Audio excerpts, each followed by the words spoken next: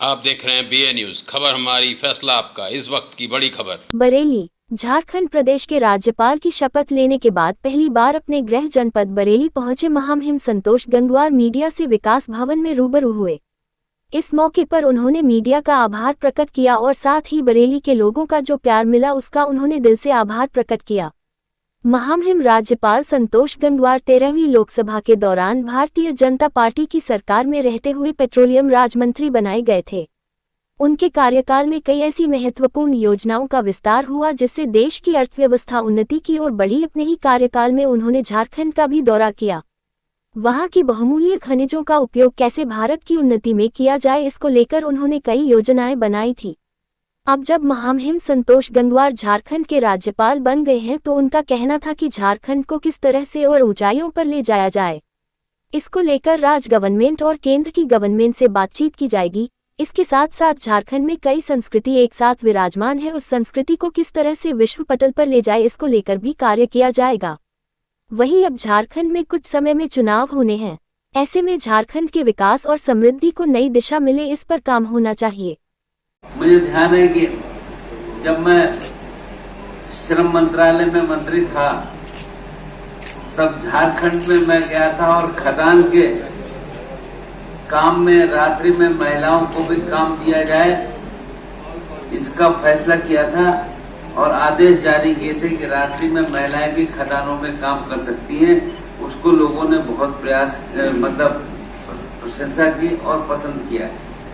मेरी कोशिश रहेगी ऐसी जो भी कोई बात सामने आएगी उसमें सक्रियता के साथ सहयोग किया जाए और काम किया जाए।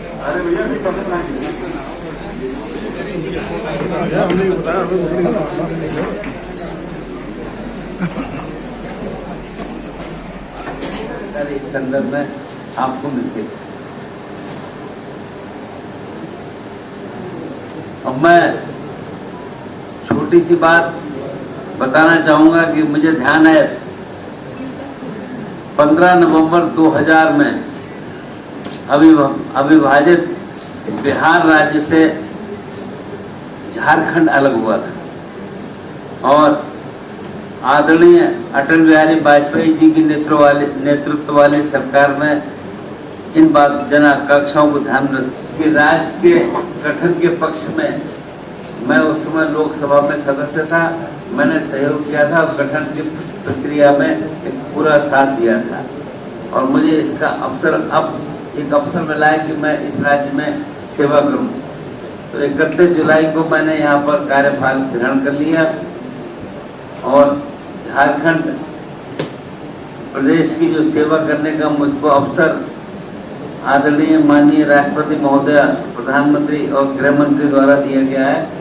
मैं इसके लिए इन सबका आभार व्यक्त करना चाहूँगा कि एक महत्वपूर्ण जिम्मेदारी मुझको दी गई है कि मैं कैसे झारखंड राज्य की प्रगति की बात करूँ और काम करूँ। और इसका स्थान भी राज्य की आबादी का 28% जनसंख्या जो है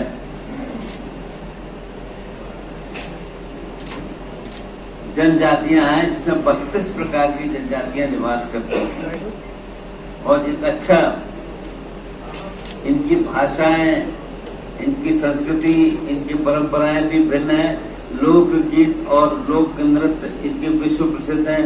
ये समुदाय प्रकृति पूजक है और उसके पर्व और त्योहारों में प्रकृति के संरक्षण का बात करता है। काफी अभी जो जानकारी मुझे मिली है, क्योंकि मैं कल के बाद में जाऊंगा तो वहां जानकारी करूंगा तब आपको बताऊंगा, पर मैं आप सबसे आग्रह करता हूं कि जिसकी भी सुविधा हो, अगर उस क्षेत्र में घूमने आएगा और हमको खबर करेगा तो जो हम सहयोग कर सकते हैं, आपको शिकायत का मौका नहीं मिलेगा। तो मैं इस आग्रह के साथ कि आपका साथ और सहयोग हमको मिले। अब जैसा शुरू में मैंने कहा, झारखंड में विश्व प्रसिद्ध धार्मिक स्थल बाबा बैजनाथ धाम है, मंदिर है। ये देश विदेश में श्रद्धालुओं को आकर्षित भी करता है। इसके अलावा और भी कुछ और मंदिर हैं, आप आएंगे वहां देखेंगे तो पता चलेगा। बनारस की तरह इसका विष्णुधाम का, बैजनाथ धाम का भी कुछ कॉरिडोर वगैरह बना के विकास कराने के लिए सरकार से कहीं न वो हम जाकर बात करेंगे, पर इसकी अपनी अलग प्रतिष्ठा है। मतलब ये वहाँ पर सब इसको मान्यता देते हैं। अब जैसे आजकल पता मैंने किया, मेरा सवाल ये था कि जैसे उत्तर प्रदेश में ही धार्मिक पर्यटन को बढ़ावा देने के लिए जैसे काम किया जा रहा है, क्या उस तर्ज पे आप वहाँ झारखंड सरकार से भी कह के ये अपना पर आपका सुझाव ठीक है, हम ध्यान करेंगे, पर 3 महीने में 5 चुनाव हो रहा है। हमारी कोशिश रहेगी कैसे बात बढ़ा सकते हैं कि राजनीतिक दल इसको ध्यान दें। और जैसा आप जानते हैं कि यहाँ पर जमशेदपुर स्थान आप परिचित है, ये प्रसिद्ध स्थान है, आप सब इसके बारे में जानते हैं। यहाँ पर 12 सरकारी विश्वविद्यालय है, कृषि विश्वविद्यालय भी है, टेक्निकल यूनिवर्सिटी भी है, दूरस्थ शिक्षा के भी। झारखंड को लेके क्या है, किस तरह से झारखंड प्रदेश को किस तरह से आगे बढ़ाने के लिए क्या सोचा आपने? जब मुझको जिम्मेदारी मिल रही थी तब मैंने आप लोगों को बुलाया था। मैंने कहा था जिम्मेदारी मिल जाएगी तब मैं आऊँगा। अब झारखंड प्रदेश एक महत्व का प्रदेश है, मिनरल्स की संख्या बहुत है और आदिवासियों की संख्या भी है। यहाँ पर बांग्लादेश की सीमा भी करीब 200 किलोमीटर के आसपास मिलती है।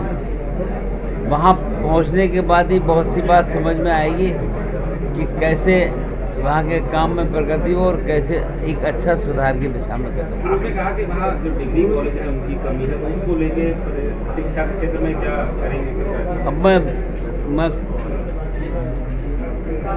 वहाँ का कुलाधिपति हूँ। अब वहाँ जाकर विद्यालय जो है विश्वविद्यालय 12 है, एक एग्रीकल्चर यूनिवर्सिटी भी है। कैसे अच्छे ढंग से काम हो सकता है, क्या हो सकता है, बैठकर बात करेंगे तो फिर चर्चा करेंगे। झारखंड की संस्कृति को पूरे देश में पहुंचाने के लिए क्या करेंगे? क्योंकि वो देखकर बात करेंगे, क्योंकि हमारी जो आदिवासी संस्कृति है, जो लोग हैं उसमें अपनी अपनी विशेषताएं हैं, वो बनी रहे, लुप्त ना हो, उसको मैं एक सही दिशा में आगे ले जाइए। जब वहाँ पहुँचकर समझेंगे, आप लोग भी अगर कोई सुझाव देंगे तो फिर हम उसके हिसाब से आगे बात करेंगे। पर्यटन के क्षेत्र को बढ़ावा, नाथ नगरी से आप वहाँ गए हैं, पर्यटन से जोड़ने के लिए क्या? ना हम गए नहीं है, हमें भेजा गया है। बात करेंगे कैसे पर्यटन को जोड़ा जाए, क्योंकि हमारे यहाँ टूरिज्म जो है वो रिलीजियस टूरिज्म ज़्यादा है और अच्छा है। अयोध्या के जो 12 साल की बच्ची का समाजवादी पार्टी